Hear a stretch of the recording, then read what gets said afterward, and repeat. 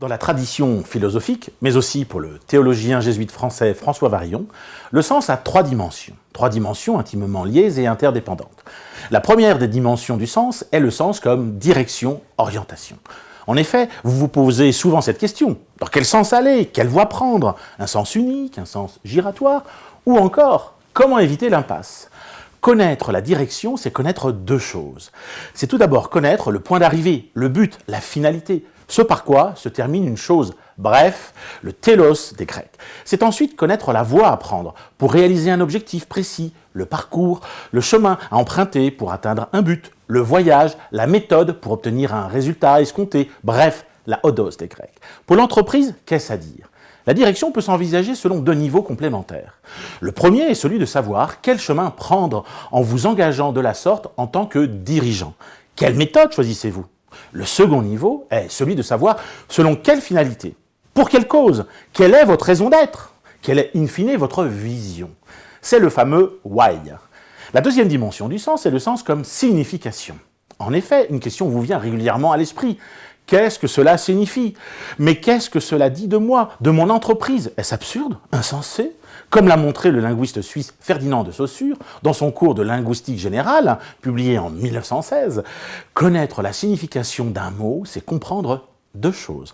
La première chose est le signifié du mot, c'est-à-dire ce que veut dire le mot, son contenu, sa représentation mentale, son concept selon le linguiste. La seconde chose est son signifiant, c'est-à-dire la forme sonore que prend le mot, sa formulation, son contenant phonétique, son image acoustique selon Saussure.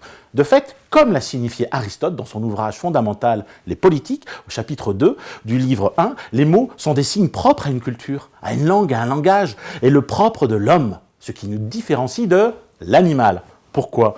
Parce que l'animal ne possède qu'un code de signaux, à contenu restreint, là où l'homme possède une capacité de dialogue libre et infinie, fondée sur des jeux de symboles, qui évoluent selon les époques, selon les lieux, selon les personnes, qui nous permettent un partage de nos expériences et de pensées, sans limite, transmise sans limite également dans le temps et l'espace, comme le souligne le linguiste français Émile Benveniste.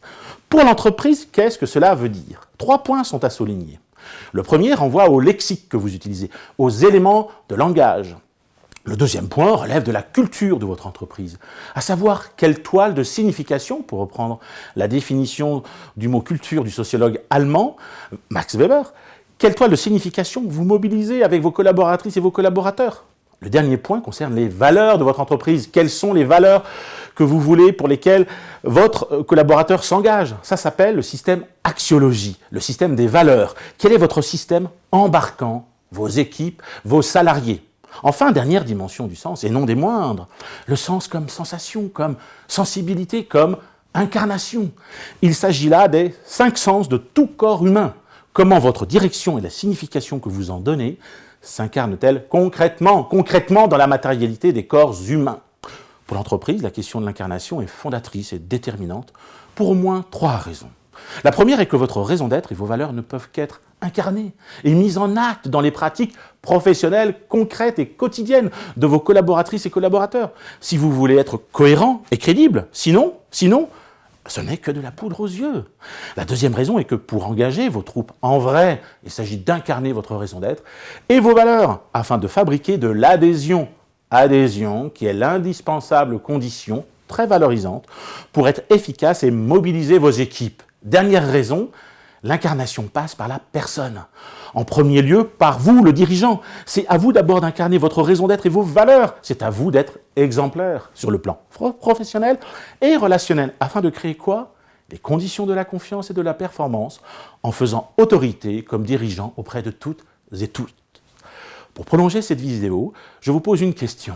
Quels moyens, outils et dispositifs vous donnez-vous pour cultiver le sens dans votre entreprise? À très bientôt.